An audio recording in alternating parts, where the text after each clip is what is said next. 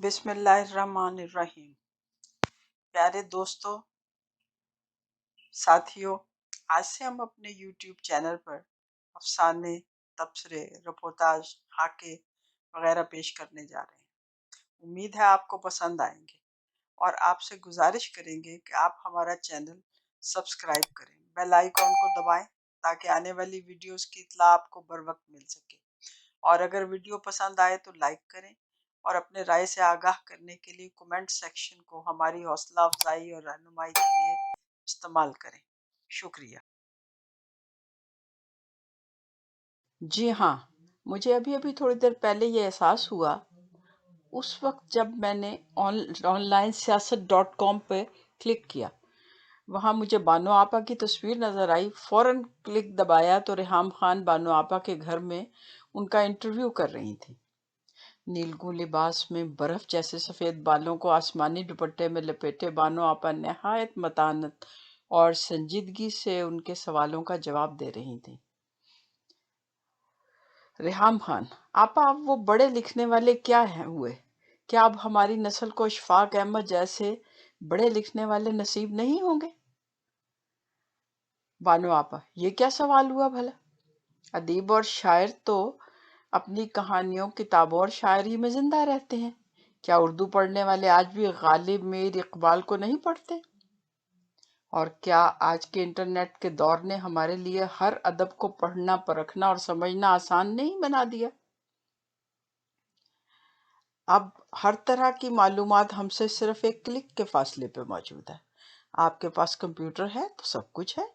ہم فیس بک پہ غالب کا پیج لائک کر لیں تو روزانہ نوٹیفیکیشنز کی صورت میں آپ کے پیج پہ غالب کیے کئی خوبصورت اشعار موجود ہوتے ہیں، ورنہ تو یہ ہوتا تھا کہ کون بازار جائے، کتاب خریدے، اور بھلا پھر ایک وقت میں آپ کتنی کتابیں خرید سکتے۔ اب تو ہر کتاب آپ سے ایک کلک کے فاصلے پر موجود ہے۔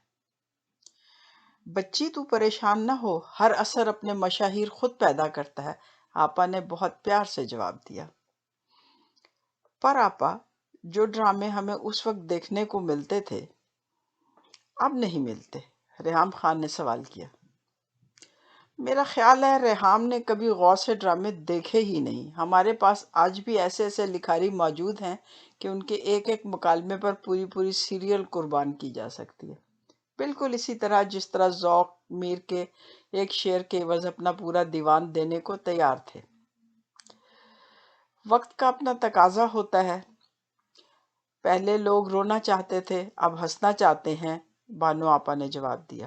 ریحام خان: اچھا تو آپا، آپ جیسی پڑھی لکھی خاتون تو اپنا زیادہ وقت پڑھنے لکھنے میں گزارتی ہوں گی۔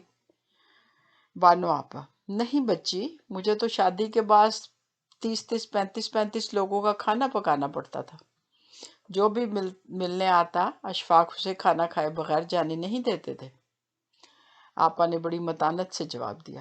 ریحام خان: تو پھر آپ لکھتی کس وقت تھی؟ بانو آپا: مجھے اشفاق نے سمجھایا تھا کہ اپنا لکھنے کا ایک وقت مقرر کر لو اور روزانہ اسی وقت لکھا کرو تاکہ اپنے خیالات کو روزانہ قلم بند کر سکو، ورنہ انسان بھول جاتا ہے۔ مجھے اشفاق نے لکھنا سکھایا، حالانکہ میرا پہلا افسانہ تو 11 سال کی عمر میں ہی مکمل ہو گیا تھا، لیکن اشفاق کی صحبت اور ان کے ساتھ نے میری سوچ کو پختہ کیا۔ اشفاق نے مجھے وقت کی صحیح تقسیم سکھائی اور روح کی تلاش کا سلیقہ سکھایا۔ اشفاق نے میری سوچ کو پختگی اور جذب کی اہلیت سے آشنا کیا۔